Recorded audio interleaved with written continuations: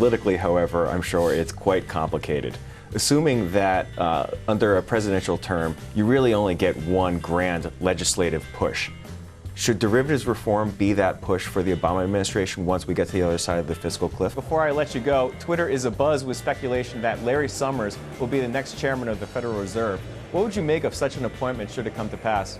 With all due respect to Summers, I think that would be a very poor choice. And a lot of other stuff. So we're talking ultimately about $24,000 in overcharges that ended up in a punitive damages award of $3.2 million. Exactly right. That is a very angry bankruptcy judge. How many partners weren't paid everything that they were owed? I have no idea. Were you one of those partners? Absolutely. You've talked to a lot of law firms in the past couple months, just trying to figure out where you're going to go next.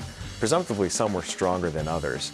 Do you think we're going to see more large law firms like Dooley, or maybe some in the middle tier, that will dissolve over the next 12 months? Yes. A lawyer being paid a fair bit and saying, God, this is terrible. Anyway. Right. That said, would paying government employees more across the board go a long way towards solving this problem?